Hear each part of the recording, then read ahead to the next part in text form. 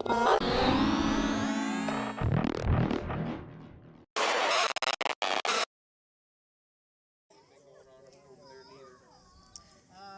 Camacho here with MMA Latest News. I'm here with Flyweight Champion, Titan FC Champion, Tim Elliot. How you doing today? Fantastic, man. Having some fun out here with the kids at Glory MMA and Fitness. Couldn't be better. And you had a training session this morning, correct? Yeah, Saturdays are our live days, so we had 5 rounds MMA with small gloves and then 5-round kickboxing with takedowns with the big gloves and shin guards. How frequently do you guys do live training, like full contact? Every Saturday we have our main sparring days, but we do light, controlled sparring. Every other day we do some sort of physical contact with each other. Cool.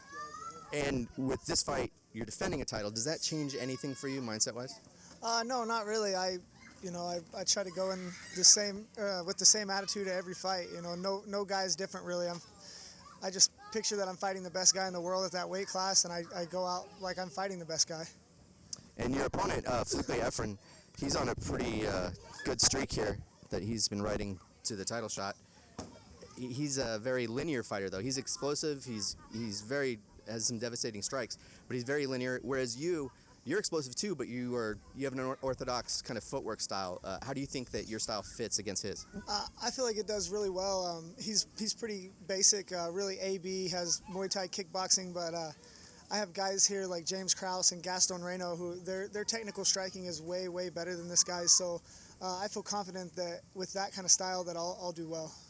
And about your footwork, a lot of comments have been made about how do you develop footwork like that? Because it seems like you're using it both to angle them to where you want to walk them, but also to set up shots and other things like that. It comes from going with James. He's so technically sound. If you try to point fight with him or kickbox with him or even spar with him, technically he'd pick me apart. So I have to make up for that with like wild punches and excess movement. It's the only way I can keep from him kicking my ass pretty much is that's where that over-the-top punching comes from. He shoulder rolls, so it's hard, jabs and straights and hooks, they don't really work. So I throw him straight over the top, and that's about the only time I ever hit him. So that's where that all came from. And then do you think your wrestling's going to be your biggest asset in this fight with? Really my wrestling has kind of been lackadaisical here in the last few fights. I've been really focusing on my striking and really just fighting wherever the fight goes. I like striking from my back and I really pride myself on being able to fight anywhere. So I'm really not too worried about where the fight happens. I'll Muay Thai fight with him. I'm not going to stand straight in front of him, but I have no problem standing with him. I think that Iliard Santos' striking is more dangerous than this guy's. Okay. And you recently had a child, right?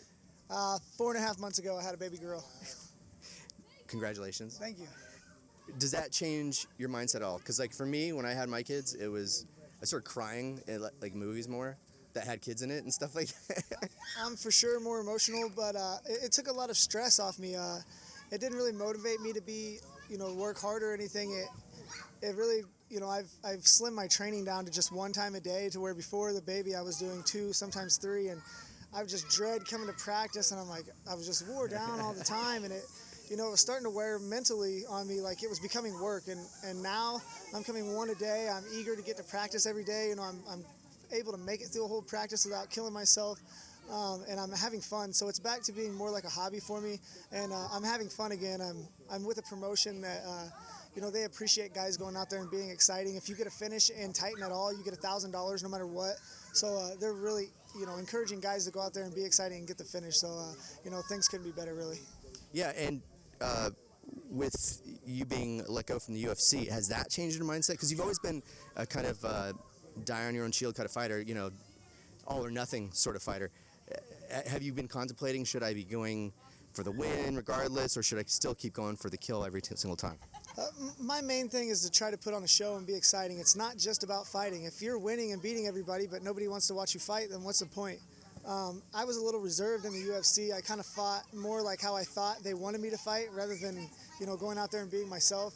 And in Titan, I don't have to worry about that. And the guys at Titan, they're trying to make it to the UFC, so they're putting everything they have into it to try to get there. Some of the guys in the UFC, if they have a good name or something, they'll back up and they sway the judges a little bit and they win point fights. And I hate that. You don't have that at Titan. Them guys are going out there, they're looking to be exciting, they're looking to get the finish, and they're not just skating by trying to play points. Right, trying to keep the contract going. Now, your last win was in July, correct? Yes, sir. And now that you're fighting in September, is that pace? Is that something being pushed forward by Titan, or is that something that you want? More me. My manager made a deal with me that I wouldn't have to sign a multi-fight deal with them unless they could keep me active, and they want me to stick with the company, and as long as they're keeping me active, I'm going to do that. They're taking care of their guys, and they're putting on good shows. The last Titan card that I watched was, it was amazing, and I fought on it.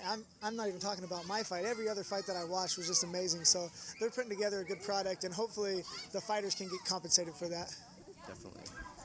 And then for people that don't know, when you train, like the way you move in the cage, like that's the way you move all the time when you're training. Like it weirded me out the first time I was here, and I saw you in the background just like kind of pacing rapidly and jogging around. Well, where does that mentality come from? Where does that attitude come from? Well, we're lucky enough to be at this gym. It's not a kickboxing gym with Muay Thai and Jiu-Jitsu. This is an MMA gym. All we do is MMA, so everything is geared toward fighting. So I'm moving like I would in a fight, 90% of the day, not just here at the gym, but even when I'm at my house, if I'm cooking or cleaning or taking care of the I think this is the most, the least amount of motion I've seen. It's hard for me to stand still right here. But no, when I'm hitting pads with James, he makes me, stand still and plant my feet a little bit and try to throw some power, because that's part of the game that I'm missing. So we want to add that in where I'm moving and landing and not getting hit, and then I can turn on some power and maybe finish some fights with some knockouts. So that is something you're trying to develop yes, right now. That's awesome. Is there anything you want to add, or?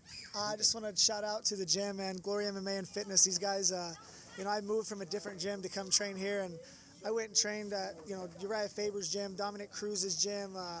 I've been down to American Top Team in Coconut Creek, Florida. I could have went to any of those places, and I stuck with this place because they're legitimately pushing out some good guys out of the Midwest, and they've really